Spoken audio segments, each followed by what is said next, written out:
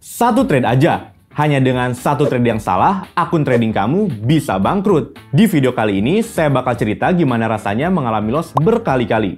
Hingga akhirnya sadar, apa sih yang salah dengan cara trading saya? Memulai perjalanan trading itu penuh tantangan.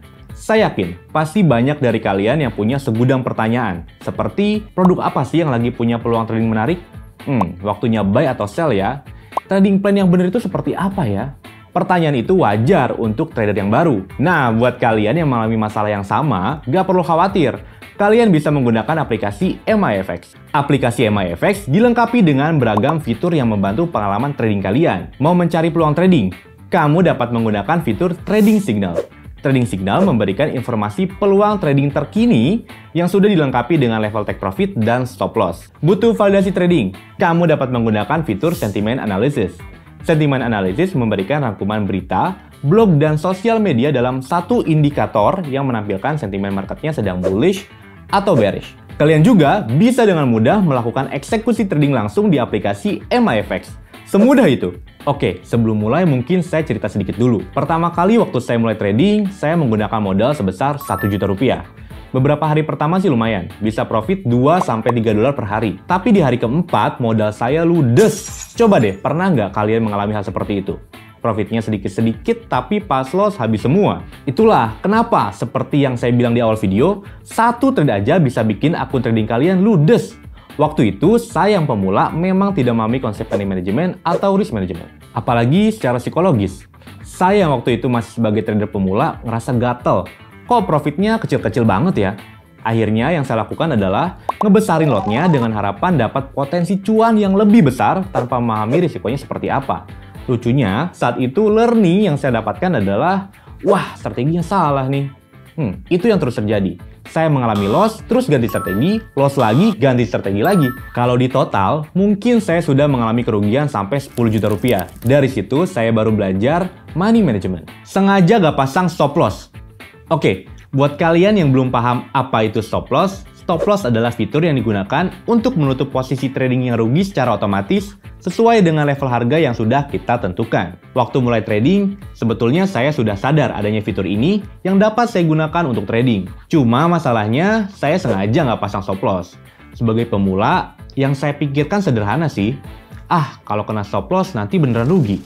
Harusnya harganya bisa balik lagi. Ngapain pasang SL? Pas pakai SL sering juga kejadian. SL-nya kena terus malah balik arah sesuai analisa awal. Yang saya salahin waktu itu SL-nya. Padahal yang harus saya pelajari adalah cara mengatur SL-nya. Stop loss sangat penting dan harus disesuaikan dengan risk per trade. Apa sih risk per trade itu? Risk per trade merupakan batasan risiko yang bisa ditoleransi dari satu posisi yang mengalami kerugian. Contohnya, kalau misalnya risk per trade yang kamu gunakan adalah 1%, artinya perlu kerugian 100 kali berturut-turut sampai modal di akun trading kalian habis. Kalau modal yang kamu gunakan adalah 1.000 dolar, dengan risk per trade 1%, artinya kamu bisa mentoleransi kerugian sebesar 10 dolar. Setelah kamu tahu berapa risk per trade yang dapat kamu toleransi, kamu bisa menyesuaikannya dengan level stop loss yang kamu pasang beserta besaran lot yang dapat kalian gunakan. Dengan adanya risk per trade, kerugian yang kamu alami bakal lebih terukur. Biasanya, toleransi risiko atau risk per trade yang ideal ada di angka 1-5%. Balik lagi, kerugian itu pasti terjadi, tidak bisa dihindari, tetapi bisa dibatasi. Secara teori, sebetulnya penggunaan risk per trade ini sangat mudah. Cuma praktiknya akan sangat sulit untuk disiplin.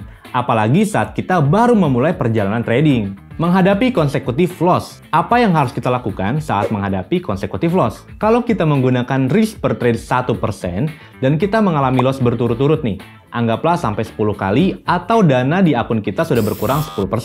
Pasti gregetan juga kan?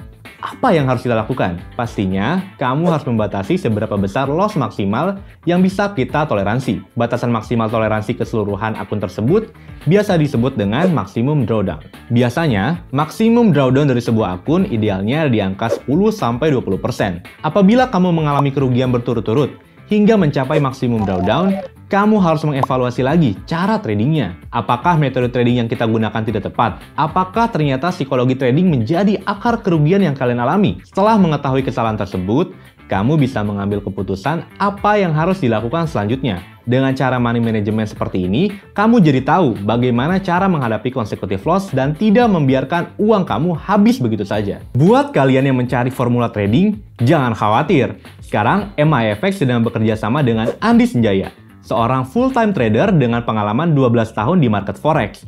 Kita lagi ngeluarin ebook eksklusif gratis buat kalian. Ebook ini berisi tentang The Secret Sauce dari Andi Senjaya untuk sukses di market forex. Buat cara dapetinnya, kalian bisa lihat di Instagram MIFX atau melalui link di kolom deskripsi. Oke, sekian pembahasan tentang money management di video ini. Pastikan juga kalian udah subscribe supaya nggak ketinggalan tips cari cuan dari trading forex lainnya. Jangan lupa juga like kalau suka video ini, komen pakai hashtag nanya MIFX kalau ada pertanyaan, dan share ke teman-teman kalian. Mulai trading forex semudah itu.